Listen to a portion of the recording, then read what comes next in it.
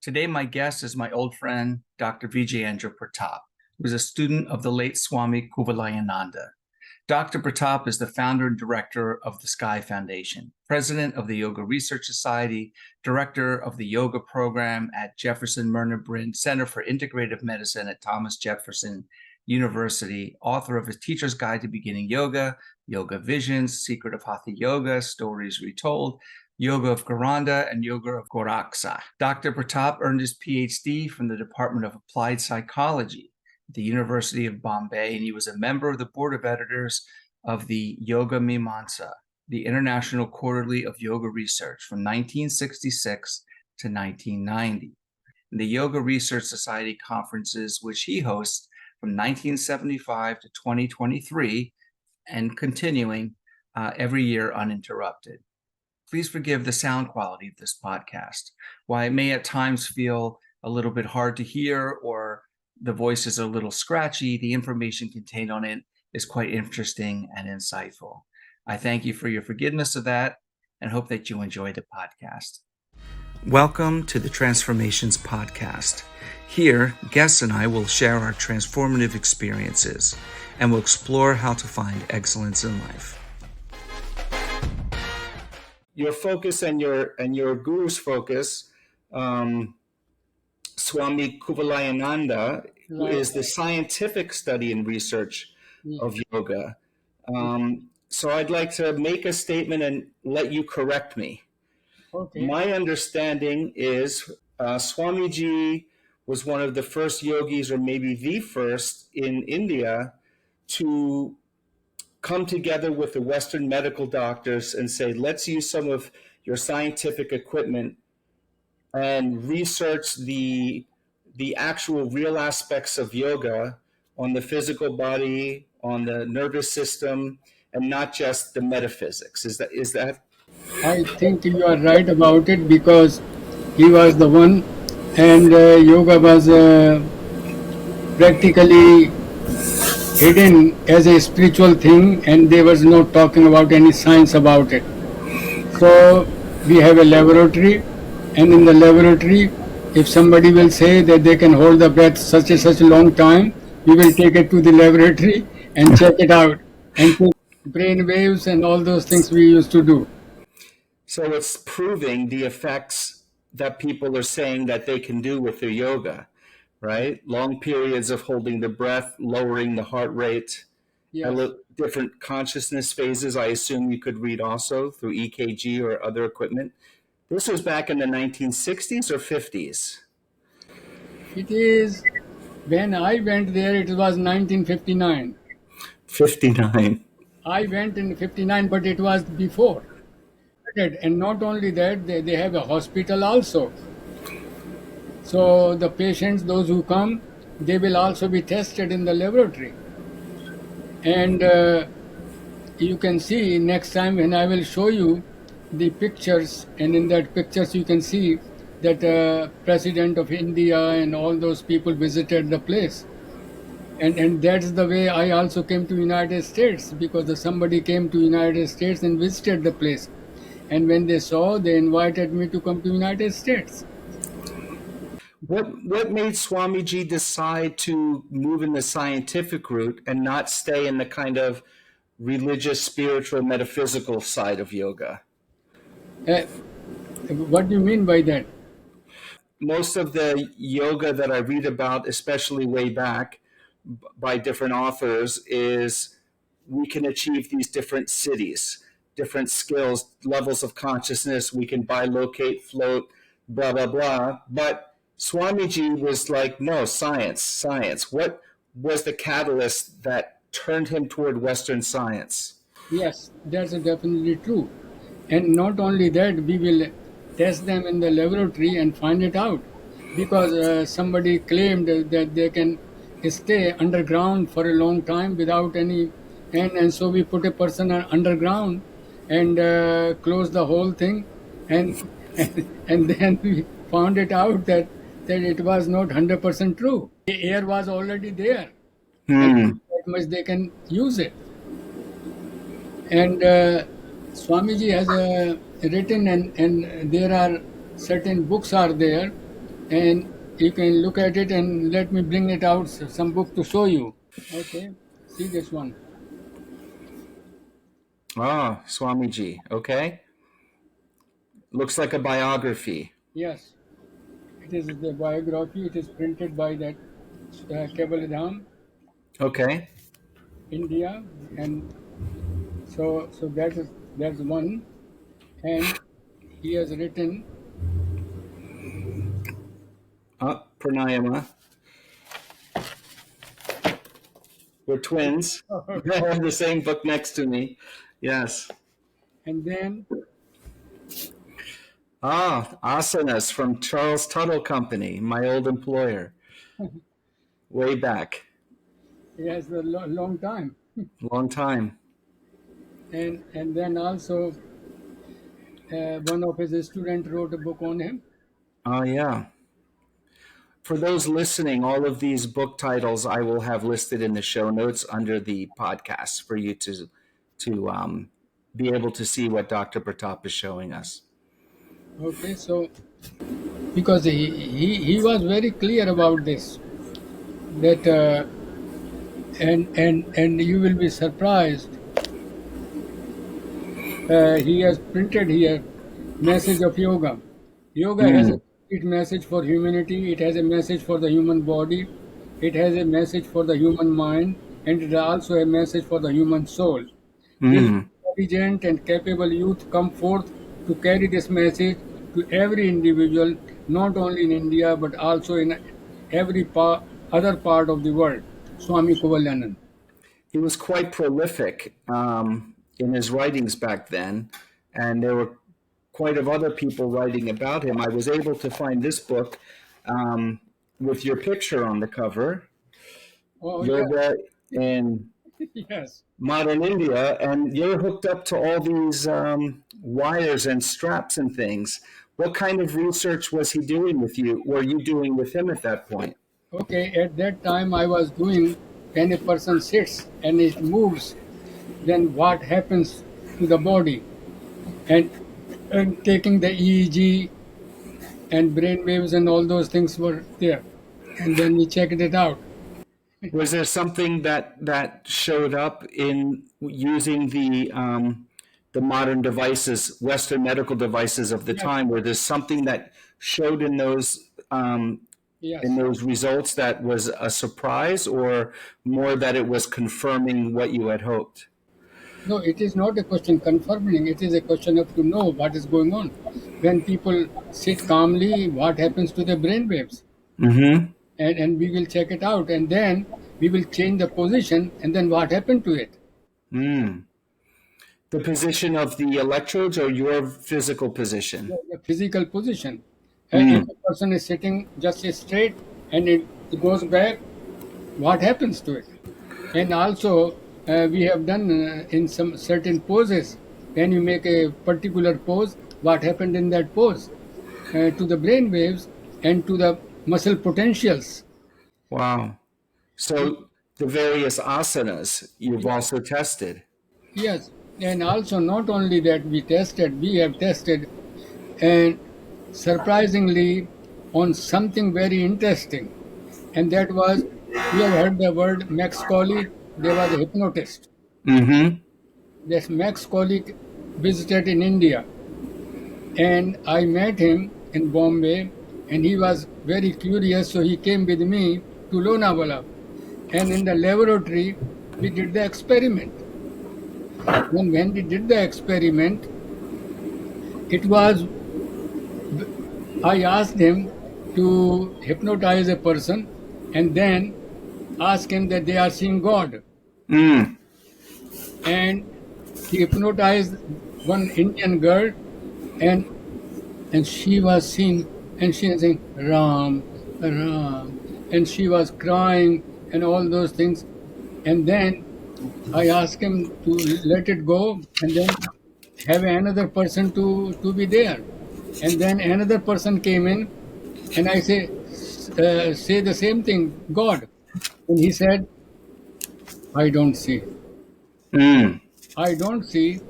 And then I found it out he was a Muslim, and so he was seeing only light. Oh, And that was my surprise myself. And I have all those photographs also still with me in some of my copies. I don't know where they are, but I can find it out next time. so this is very good that you said this story because yesterday we released a podcast with Dr. Luke G, and I had mentioned this study to him Uh-huh. about the one not seeing God because he's Muslim, but I had forgotten that I heard it from you. I thought I had read it somewhere and couldn't remember where, and now you've said it. So for everyone who's listened to Dr. G's podcast, Dr. Pratap just clarified the story. Yeah, because that was very interesting because I didn't know. I found it out later on Yeah. that he is a Muslim because I thought that it is another person and he will also see something. So Mm-hmm. he said, I don't see any, I see light. He said, I see light, nothing else. Wow. So that was the interesting part of it. And not only that, when people came and have in our laboratory, lot of experiments were there, and we can say how they focus, what they do, and how they understand the whatever figures there on the screen, like that. We have a lot of interesting experiments with people in our laboratory.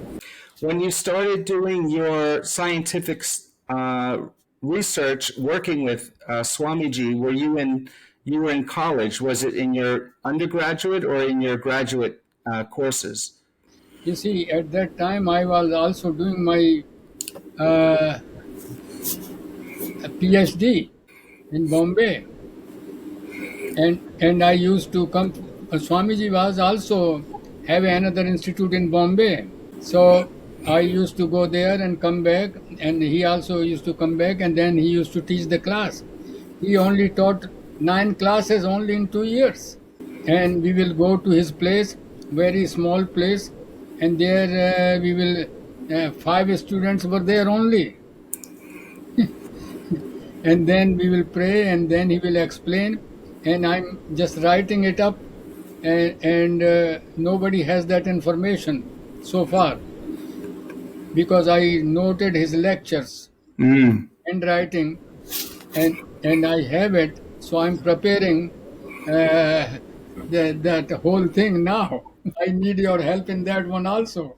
No problem. It's like 50 years later, his notes come out from the class and lectures. That's amazing that you were able to copy them down and keep them all these years. And I Ah, the manuscript. this I'm working on it, Mm-hmm.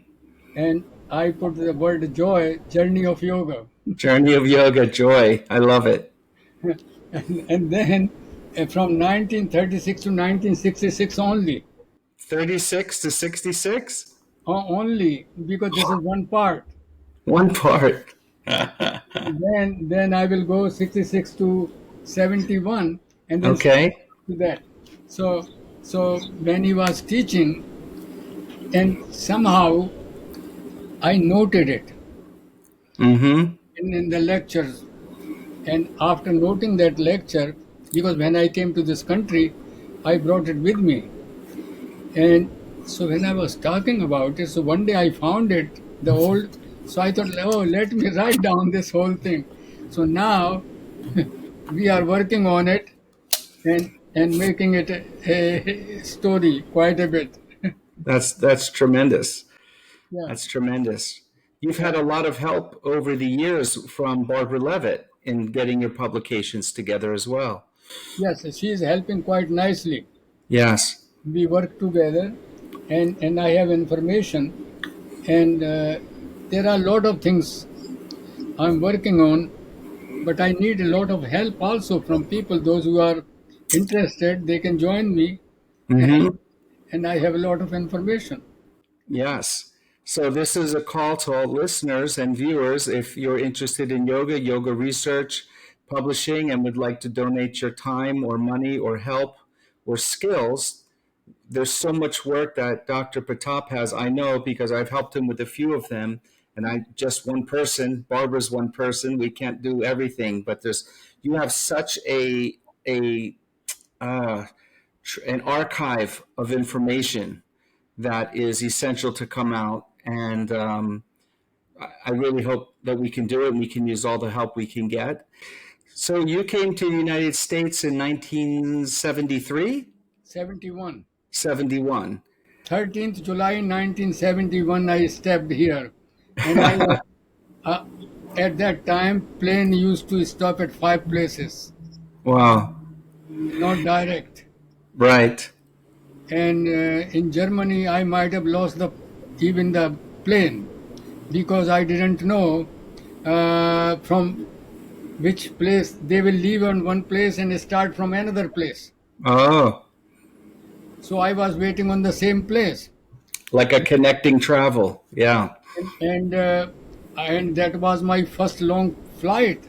I never flew before that long.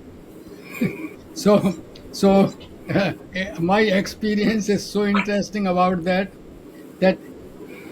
somehow the gatekeeper recognized me and he said, "Oh, that side, it is going from there." I Ah, went there, and fortunately, I have only my passport in my pocket, and everything was in the plane. wow. So when the person was closing the door, and I was showing the hand and coming up, and she looked at me as if I did some crime, and then I went in and I sat down and I asked the person who was sitting nearby me where he's going, and he said he's going to United States. Okay, so I said that's good. So I stayed with him. So when we stopped in England, in London, and then I was staying with him, and then I came back again, and I came to JFK. Wow. That's And also, when I came to JFK, I saw everybody was running. So I asked the person, and what is going on? Why they are running? Well, they are trying to catch the another plane. So that's why they are going faster.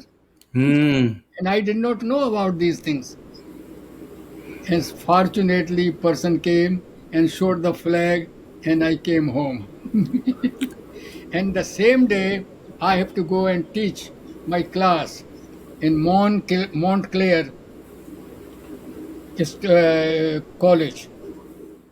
the same day. Same day, direct. After, because I was 7 days late because I did not know. And so I have to apply my passport and then get the passport, and then I came in, and then I went directly. And when I Wow. went directly, the surprise was to me, everybody was in leotard, men, women. I didn't know what leotard is. Everybody same dress.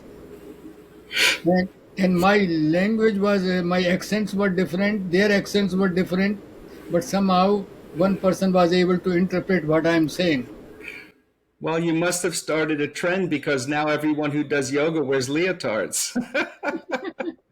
No, I was surprised because Yoga pants. What were you teaching at Montclair College? well, whatever I learned it, I teach yogic practices and breathing practices and relaxation, all these techniques, and these are described in our book of Swamiji's Asanas and Pranayama book. Mm-hmm. So that was the beginning. And then I used to go in one day, many classes, in one place to the another place to another place. Oh. Because the person who invited me booked me in different places. So I used to go. Mm. So basically, you're here to spread yoga in 1971, and you have to go to many places because it's not really well known back then in the United States. It just was in a few places. Yeah, that is true. It was not many places and only few people were knowing about it. Mm-hmm. So and and I met some nice people here, and they guided me to go different places, and then I have to go back in 45 days, Oh, and because that was the only permission I have. So what should I do? And then I have an invitation from Tokyo to give a class there.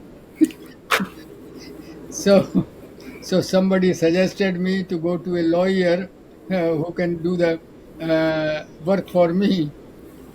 So, so I went Orlo and Orlo. I still remember the name, the company of the. So, so I went there, and they did the work, and I got a permanent residence. nice. And lucky for me and many others, you landed and ended up in Philadelphia.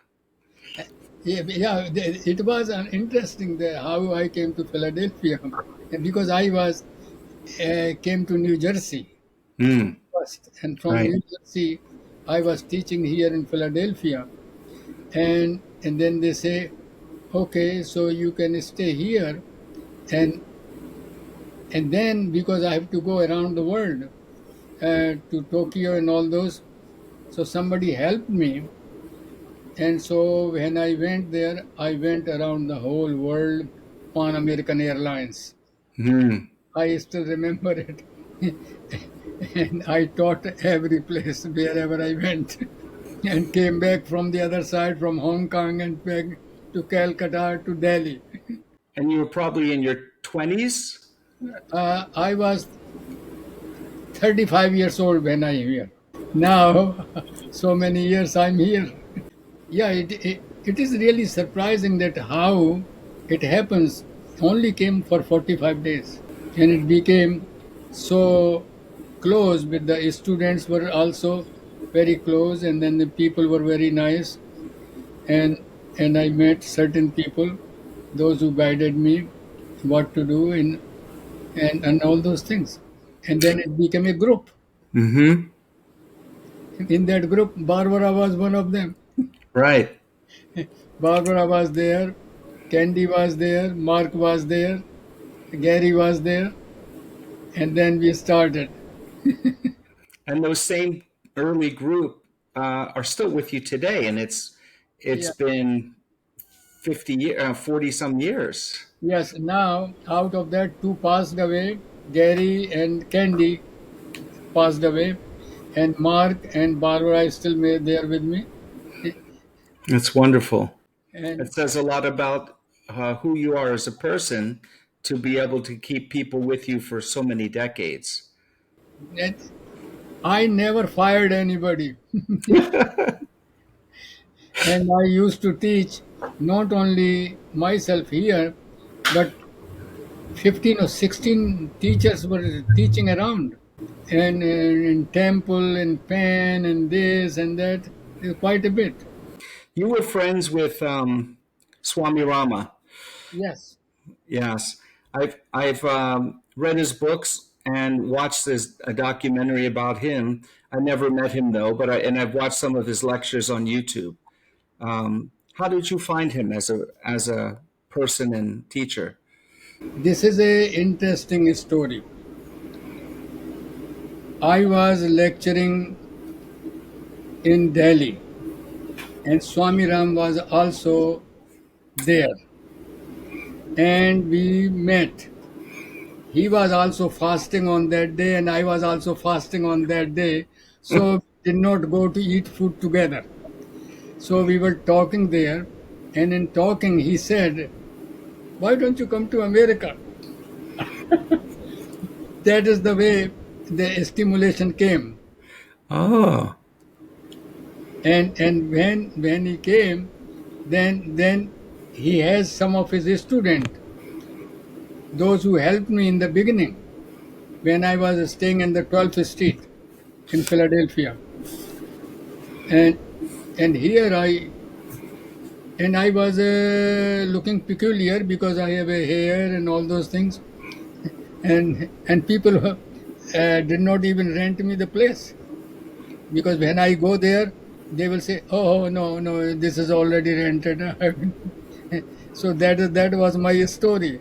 But because he was here, so he has some student, those who knew him, and that way I also got the place, Huh. and that way. Uh, the story is very long. It's okay. A story is so long that that and then he found it out, the place here, and he bought that place. We went there to see the place, and then there I taught. In the beginning I taught there, and I used to go there, and then he has in Chicago. I went to Chicago and all those places. It was quite a interesting story about him. Huh. And I also met the people, those who did the research work with him on Manager Foundation, or not Manager. There was a foundation with there. He was able to change the temperature from one fingers to another one. Oh, wow. So it was very interesting. That by itself, if I write about Swami Rama, it will be another chapter of it. I think we should do that. I'll record your stories and we'll transcribe them into a book on Swami Yeah, Rama.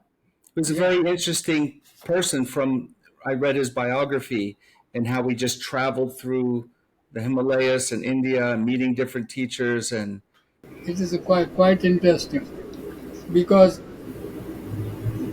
a lot of yogis in India, they are in Himalayas most of the time, and I met certain people which I cannot describe with my imagination, because I cannot think that there is a possibility. hmm. And meet me, and I will say, "Come with me, and I will take you to Haridwar. From Rishikesh to Haridwar, there is a road to go." And he said, "I will see you there." And when I went there in my car, and he was standing there,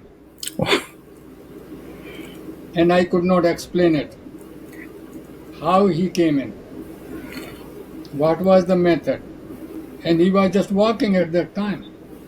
And I don't know, he can fly it, but I have no idea. Well, there's a lot of stories of yogis with the ability to bilocate or be in two places at one time. Maybe this is an occasion where you've experienced that. So these are some unexplainable. These are the things I remember. But Right. lot of times I have notes, whatever happens to me wherever I go. Meet Swami Shivanand Saraswati in Himalayas, and all those Swamis, and then those Swamis move from one place to the another place, and I met them. Uh, and then I invited some of the Swamis in my conference. My Yoga Shakti I invited in the conference, and she came to New York, and that is the way.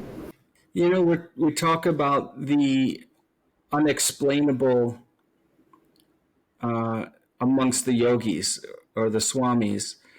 Um, One name always comes up where I hear people talking about, and I've read books, um, is Babaji, the one that never dies, and he's being seen by different people, even in this generation. Is that something that is within the realm of belief? Okay, let me say, I did not meet some Babajis like that, but I met one yogi, Devraha Baba, and I recently have his picture, which I put it there. See, it is not very clear, but And who is that? it is known as Devraha Baba. Hmm. And Devraha Baba, if I can tell you, when I met him April 30th, 1987. He was 216 years old at that time. Some people say he was 900 years old, and I do not know about it, but definitely he was more than 200 years old. So it depends on whether they have some sort of method by which they can live as long as they want. I have no idea, but that is one proof of that person. So I have his picture. I took the picture, that, Wow. and he used to live on the platform up, and whenever anybody will come, he will just slide his foot and touch his head with the foot, something like that. There have been some exceptional yogis through time like them, and also one is Sai Baba, the the bald-headed Sai Baba. I know there's two Sai Babas, one with big hair. Sai Baba also has a story. Mm-hmm. Some people say that he was a criminal in the beginning. That was the story I heard about it. His name was Chand Mia or something like that, and and all this, but somehow they changed. There are a lot of stories about yogis that their whole life was different, and then Mm-hmm. some stroke of uh, change took place, and then whole life was changed. I think if there's like an instant enlightenment or period where someone was like Sai Baba, who just instantly changed and became kind Yeah. of powerful, right? That it didn't come through long years of practice and sitting in asanas. You see, this is a part which is beyond my imagination, but I do understand that everybody has a power to change, and the power of change takes place in the body when certain things happen. Sometimes they say because of the kundalini effect, that sometimes if it rises up, then whole life changes forever. Mm-hmm. I do not know. I did not see people, those who have demonstrated it scientifically, but definitely possibilities are very high. So Shaktipat initiation is becoming well known in the United States now, and people are offering it in a lot of places. But it seems that people are having access to these kind of Shaktipat transmissions to raise their Kundalini. I don't know that everybody's having a bliss experience from it. I have no idea about it. I also heard it about Shaktipat. Baba Muktananda used to do it, Yes. and I met him also. I met a lot of yogis in my life, and and I was very uh, close to them and affectionate, and some people do react certain ways, and believe in one thing: everybody has energy. If it is directed in a direct direction, then it creates a tremendous effect, and that's the only thing I can say. But I cannot demonstrate it, that I cannot put an instrument, and when Shakti Pass is taking place, if somebody can do the Shakti Pass and I can measure it, and then it will be a different story. But I have not seen it that way. Same thing Paramahansa Yoganand, that his teacher and all those people were dying did like that. Yes, there's a lot of stories of that in the autobiography of a yogi, Swami Yukteswar, and these the Kriya Yoga Yeah, tradition. yeah. Yeah. I'd like to get them in the lab, right? And hook up the EKGs and see what is really happening, right? So we can map it out and understand it better. Yes. The interesting part I tell you. One time, Jain Munis, you understand Jain Munis? They Mm. get patti like this in front of their mouth, and they don't breathe that air before COVID. They always do that. So, because I was in Kavaladham and I was doing work in the laboratory, and it is in the evening, some yogi came in white dress. They keep it white dress, and then they walk with the disciple. So they were asking some place to stay, because they sundown they stay and sunrise they leave. That was there, and they go on foot traveling. So when I was going towards the ashram, so I saw these swamis and they were asking me, is there any place they can stay? So I asked them, do you know any a yogi like this, that who can do something? I heard about that they do lot of memory, they are fantastic. So the disciple said, this is the Swami. So I was, you can stay for a few days and then we can do some experiment. He said, no, we cannot stay few days, we can stay tonight, and tomorrow morning, sunrise, we will leave. Can we do something in the night? And so I said, he said, yes. So what happened? I went all over the ashram and invited people from hospital and ashram and students and all those, and we collected in the Asana hall. The big hall was there, and when we collected there, then he said, you can ask me anything and I can repeat it to you. So somebody asked and give his name and all that, and then he will tell the birth date of that person. I was amazed. You just give the name and tell him, and he will give the birth date. Then I thought, okay. So I thought, I have some number in my mind. What is the number? Well, this is the number in your mind. Like that, he did for half an hour all those things. And then he said, you can ask me. Who asked me what? And I can tell you again. And he repeated. He said, what I said? Well, you said this. So I thought, all right. And the next day, come in the laboratory.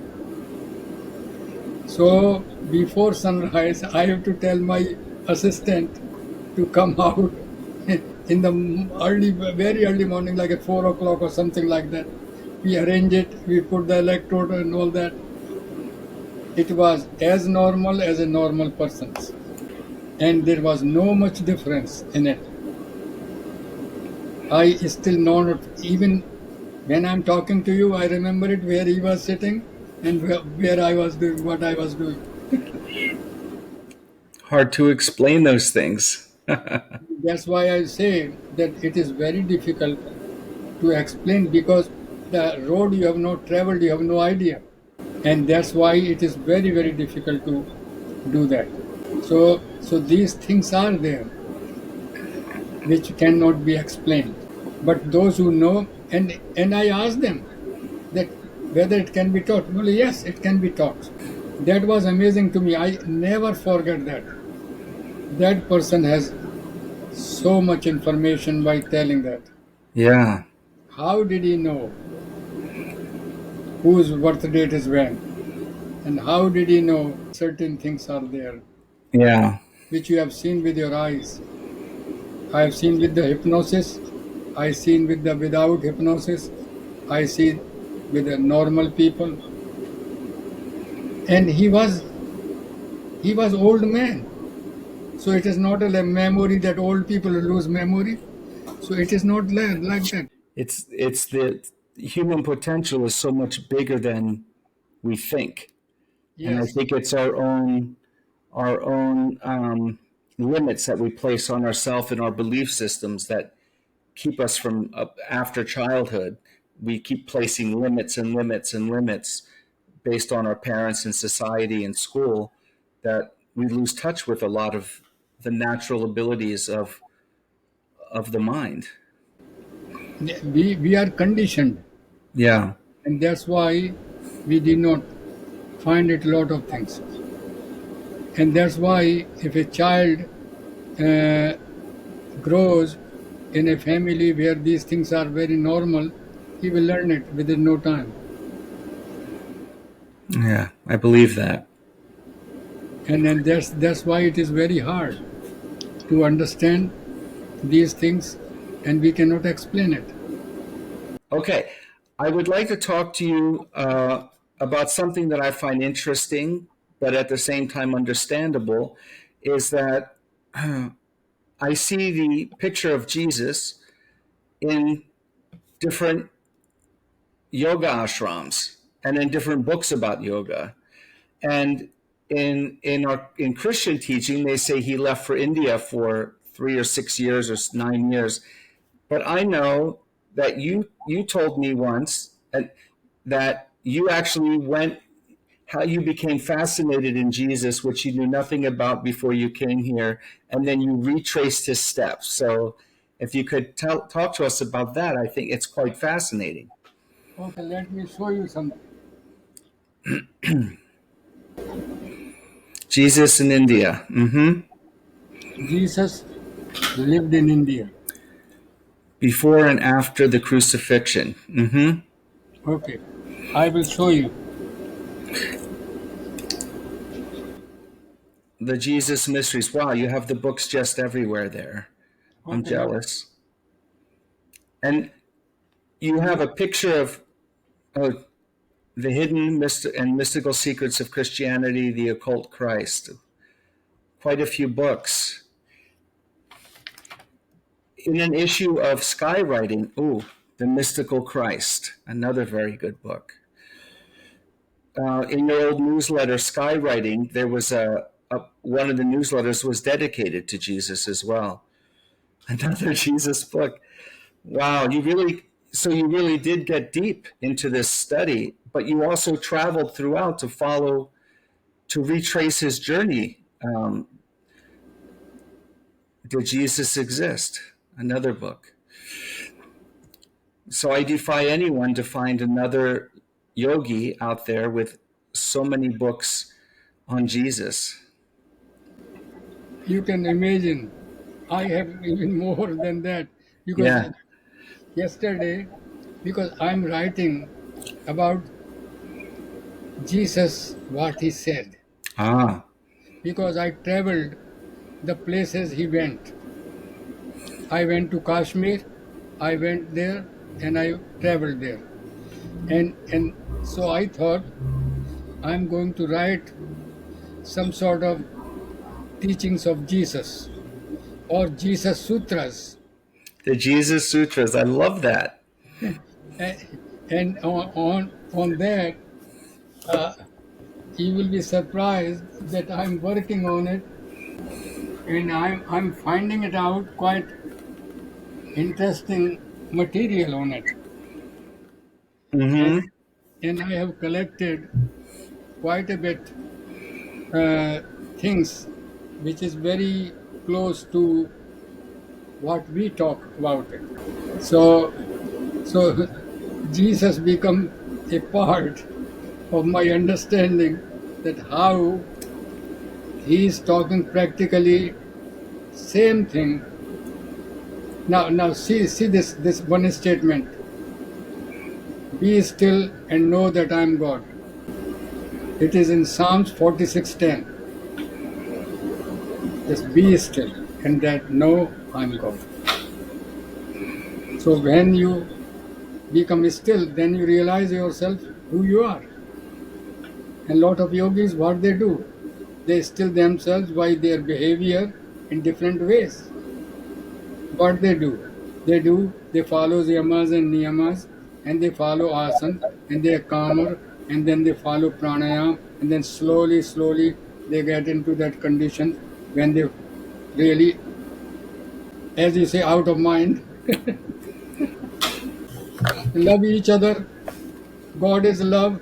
This is the statement. And we have a lot of things. And even look at this one. This is very interesting part, which when you see a Christian, what he does, Right. He makes the crucifix, genuflect. Mm-hmm. eh, I interpret it in different ways. Jnana Yoga, Bhakti Yoga, Karma Yoga. Mm.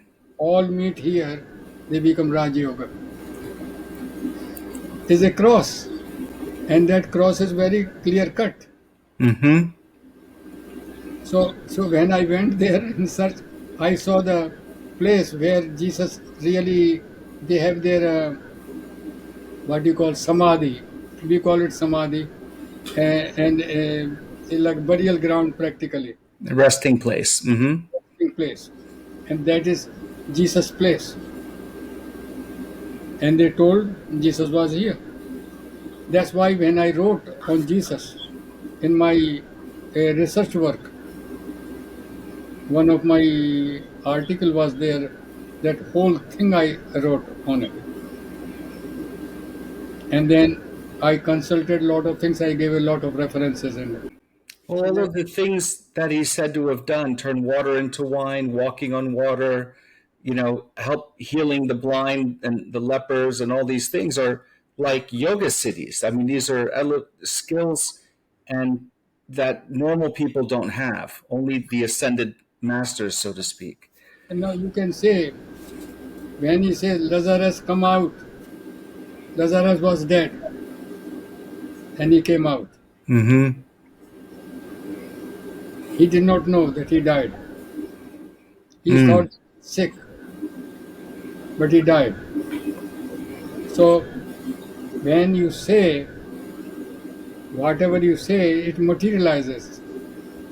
That type of thing, he has it. That's why people used to touch him and get cured.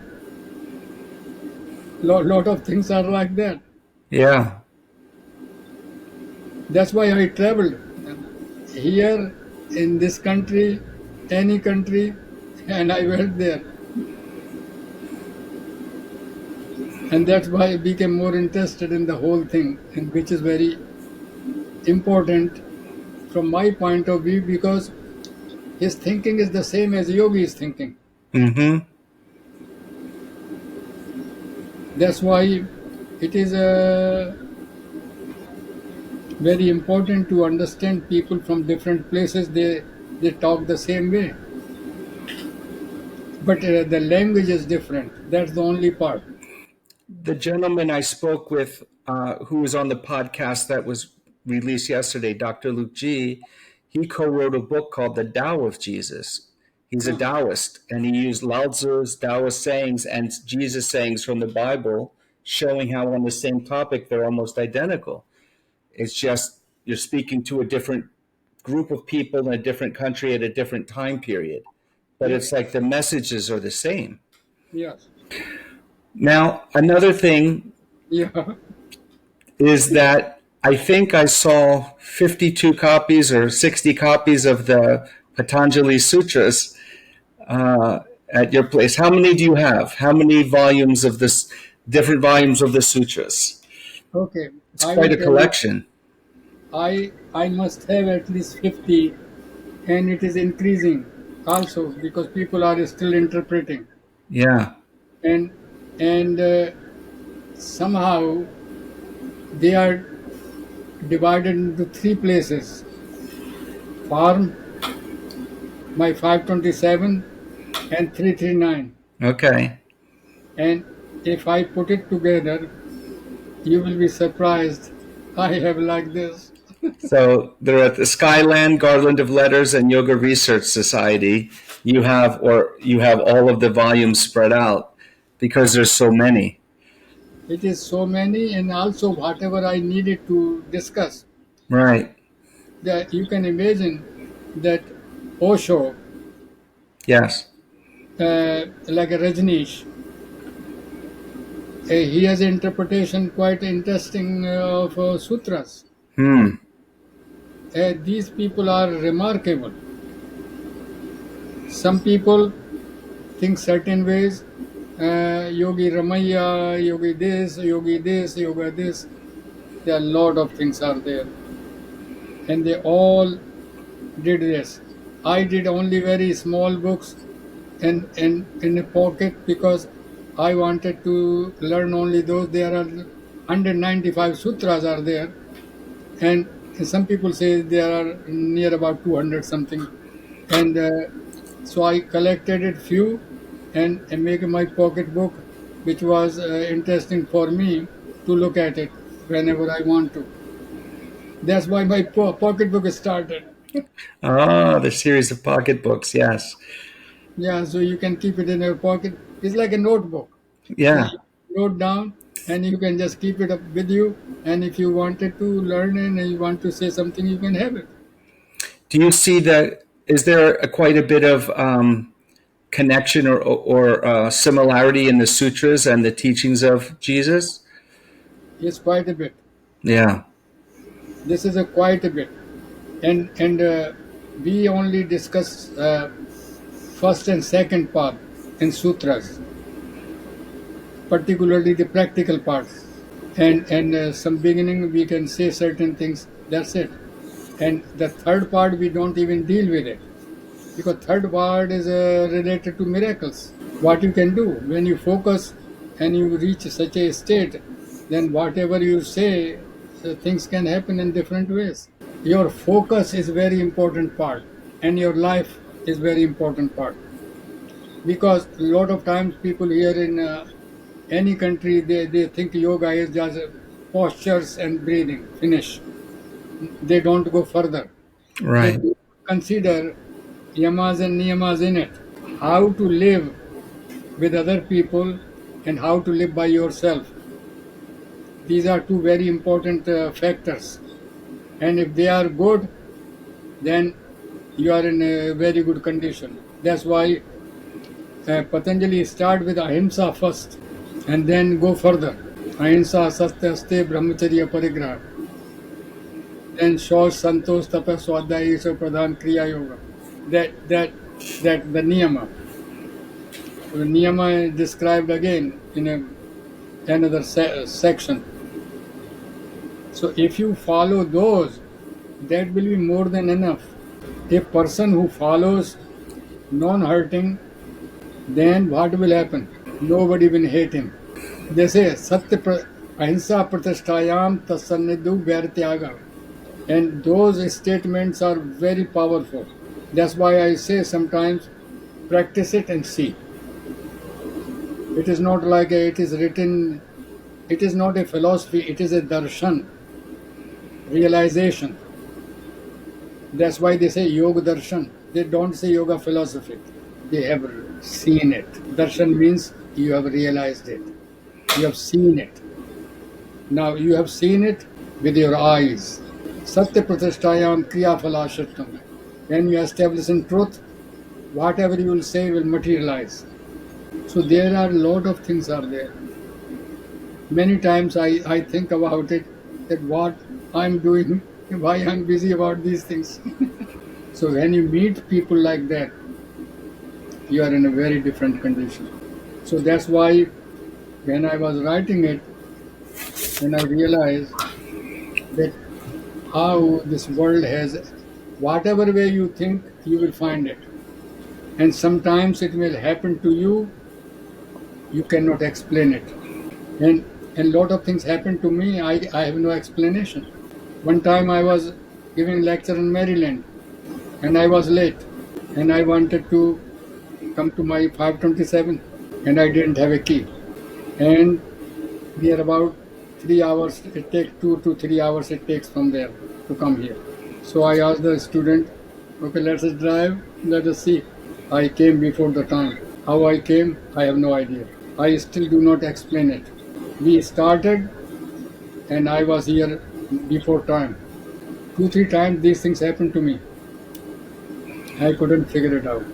Because my science does not allow me logically, I cannot figure it out.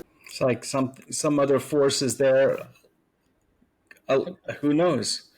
Who knows? You see, that is the part. Who knows how did it happen? It happened here one time.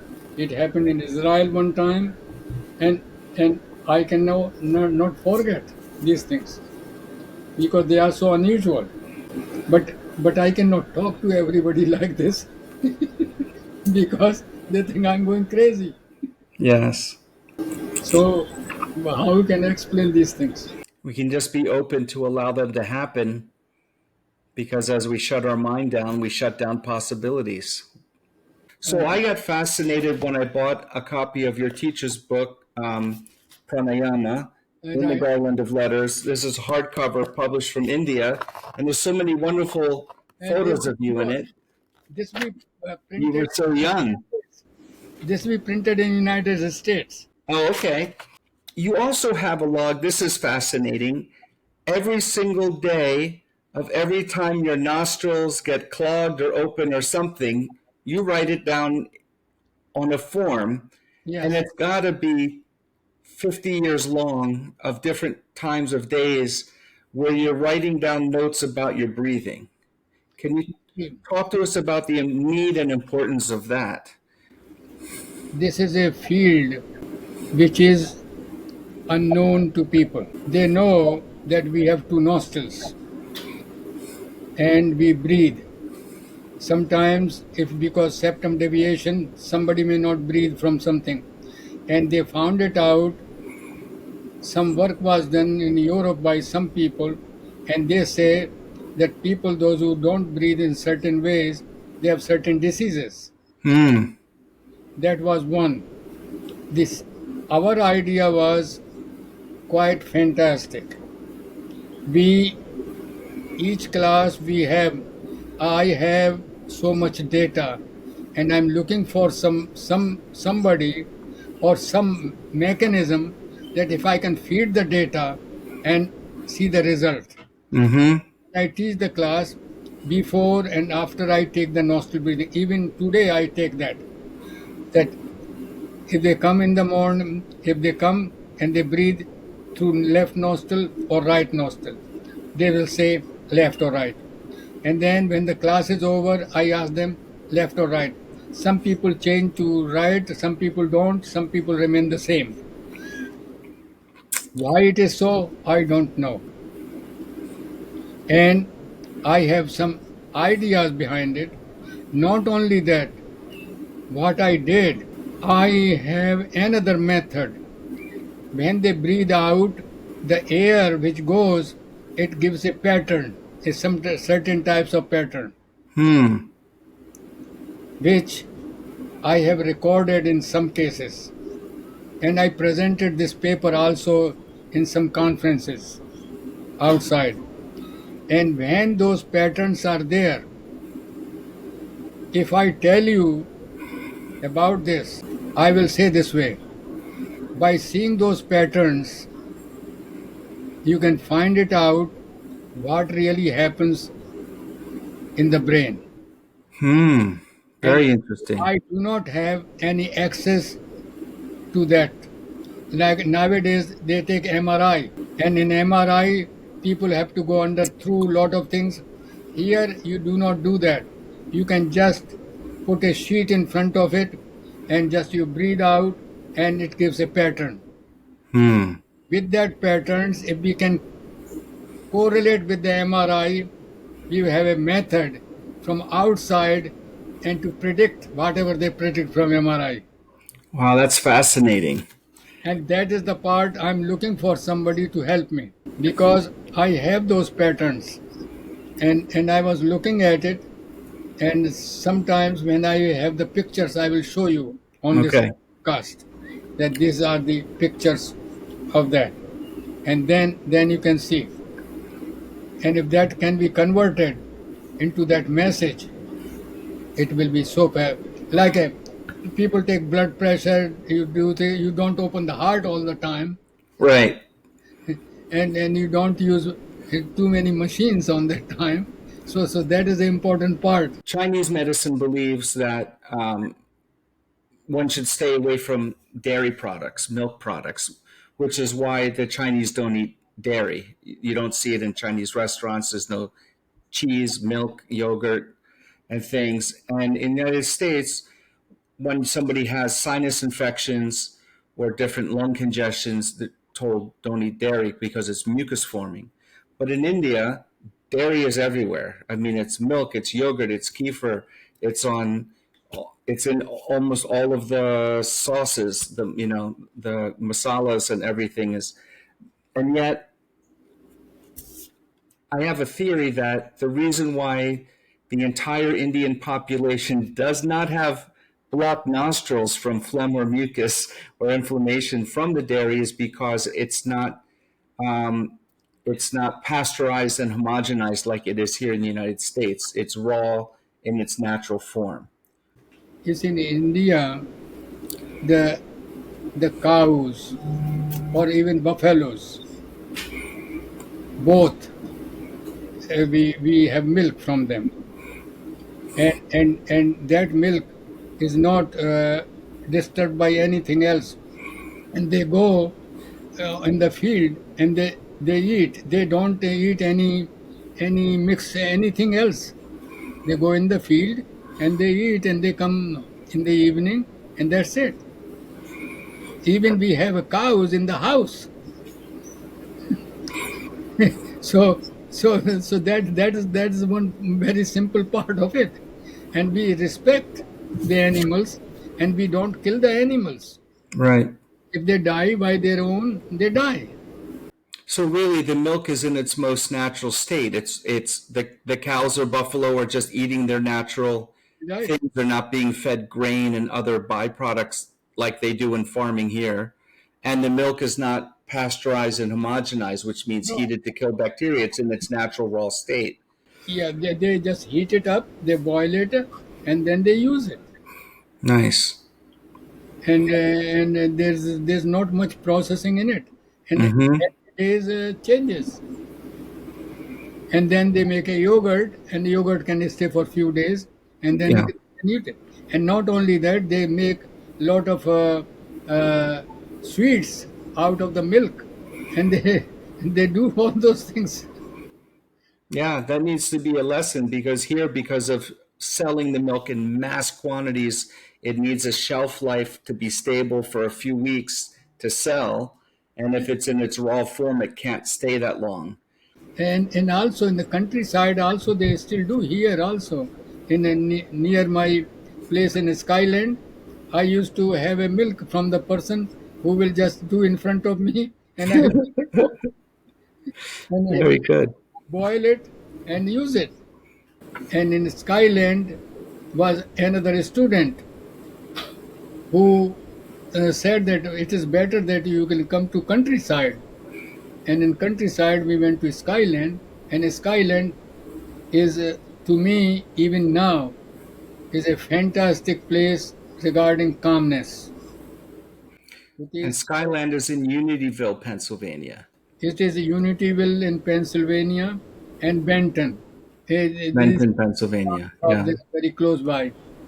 And people are, if you look at it, the idea, it has water on that land and normal spring water.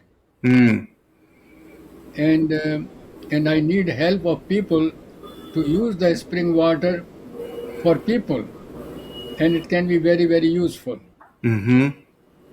And so we have like a two ponds, one pond for swimming ourselves, another pond for fish, and all those and lotus and everything in the next Oh, time beautiful. photographs of those. So it is a nice place. And when you go there, you will feel it, that there is some calmness in that place. And because I have not done anything construction on that place, so it is the same old uh, place. Yeah. No new building, no nothing new. So that is the story of a sky. That is was 1976, I think. Sky Foundation, we have incorporated in 1973, and we got the non-profit approval in 1977. And then Yoga Society, we incorporated in 1976. And then we got a non-profit approval December 31st, 1985. And then Skyland, we incorporated 1977. The Sky Foundation and Skyland, SKY stands for something. Yes, Swami Kuvalayananda Yoga Foundation. Yes. That's And Sky Foundation. it's the foundation. Yeah. And what is the goals of the foundation? The goal is all yoga in different ways, and also the writings and whatever we do in that field, and teaching. Teaching is the main part. Mm-hmm. And Yoga Society is inviting people from outside to share it. Yes. That was the another purpose of. And it's And like, what is you also have the Yoga Research Society, and that's different from Sky? yes, that is different because the reason is in Sky Foundation we work with ourselves, teach students and make them to teach other people like that. I see. In the Yoga Research Society we invite people from outside and share with them. That is another part of it. Mm-hmm. So we have that YRS. Before we started, we wanted to say Yoga Research Education. Mm.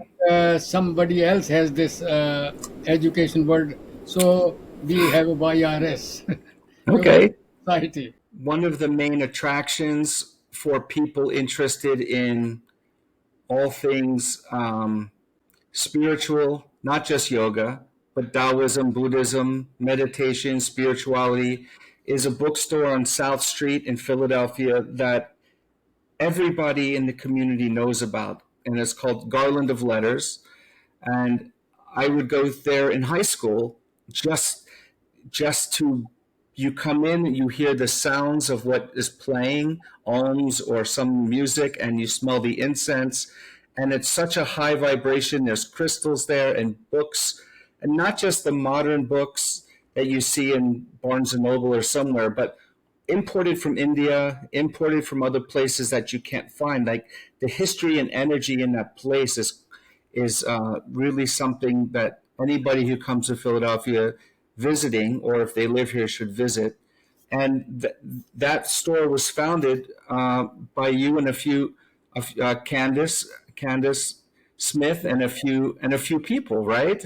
Yeah, you see what happened when I was teaching, and when I was teaching in 12th Street in Philadelphia, and then when I was teaching, I need some books to refer to people. So I thought, let us see what we will do. So there was a store nearby, and we went there and we say that we want some books. So, and there was 6 students at that time, and on the 12th Street. And so I went there, and then he said, we want to buy 6 books, and any discount or anything? They said no discount on 6 books. And so we thought of it, if we buy directly from the publisher, and at that time that publisher was also have some book of Swami Kuvalayananda here where you were working, I believe. Wow, yes. Charles Tuttle Publishing. Mm-hmm. And so from there we got the books, and then 6 books. Then what happens? That building was sold where we were teaching, and so we were looking at where we will go now because the place is gone. So when we was passing by and we passed on South Street, we saw that building, and in that building was painted Bride. And So we asked, and there was a small sign was there for sale. Mm. So we called the person, and that person said that that we will charge you this much money, and we didn't have money. So what we will do? So we Right. talk to the students, and then they say that they will share something, and per month they all combine together. We will pay for few months, and then we that is the way we get in. And then Painted Bride, people were feeling uneasy. So I said, listen, if you want to buy it, you have a first right to buy it. I have no problem. But if you don't buy it, then I have to buy it. So that is the way we bought it in 1981, I think, if I remember well. Wow. So we bought it, and then we have to look at it, and there a lot of work has to be done in that building. So we did the work, and now it is there on South Street, 527 South Street, Mm-hmm. and that way it increased slowly, and people were volunteer working together, and Wow. so even now we need also some volunteers to help us. And in the basement of Garland of Letters, there's a nice, very energetic studio down there that feels like you're in a cave of energy where you teach and your students teach yoga. And other people, Master Ho, have taught Qigong there. Yes, I remember 82. 82 Master who was there. And today I was looking at some pictures about it. That we were there, and at that time, that place was uh, completely filled up with, there was nothing much. So we made that one, and nice, and then we taught, and then we put some books there, and then some crystals and all those things, and then we taught there. And now it is still, the classes are still there. We are Yeah. we teach on Thursday, 12 to 1, and evening 6 to 7. Perfect. In our podcast show notes, I'll have all the information for Garland of Letters classes, Uh, yoga research, Sky Foundation, all of it will be in there for people. And a notice about looking for some volunteers to help with different things. I cannot imagine it that how 6 books became 20,000 books in the store. Oh, it's packed with books. I love it. And then slowly some other needs, crystals came in, jewelry came in, and all those things came in. Yeah. What year did you start hosting conferences at Thomas Jefferson University? It's been going on seemingly forever. You see, in the beginning in 1975, when we started in different places, locations. We used to go and rent. We invited Ravi Shankar and a lot of musicians and all, Academy of Music and all those things. So that's why when we have it in the beginning, many places. Then when I start teaching in Jefferson, then we have a location as Jefferson. Mm-hmm. Before that, and we have already published in it our stories retold on the backside that we are Yes. doing it. And now we are after COVID, we stopped it just recently, and then we will check it again and we will go again to do it. Well, it didn't stop. You just did it over Zoom. So Yeah. the conferences continue, just not in person. Yeah. Yes, at present we are doing Zoom. Zoom has one advantage that we have people all around the world on the Zoom. The people from Right. India, people from Italy, people from different places. But here, people will come, and they will be face to face. That's the difference. And you've had many um, teachers and scholars presenting at the conferences every year. And Swami Satchidananda is a good friend of yours, or was, and I think presented. The people went to to the moon and all those things, they were also there. They're also there. Now, didn't you tell me at one point that the reason you started the conferences was because when you came here, you used to travel and buy plane tickets or train to go to Yeah, visit conferences? yeah. You see what happened? This is very interesting. In the beginning, I used to travel, and when I traveled, one or two people were always with me. So the expenses were quite bit, and also only people on that place I can teach. So some person suggested to me that it is better that you have in one place and people come there. That's right. So we were started that way conferences, and then when people start coming, we are inviting people, and we have our list. You can see how many people we invited, and how many people were there, and it was a beyond my imagination. You can say Yes. so many nice people they came, research workers, scientists, and all yogis and all that. And that's why we started with the yogis first. Of Then, course.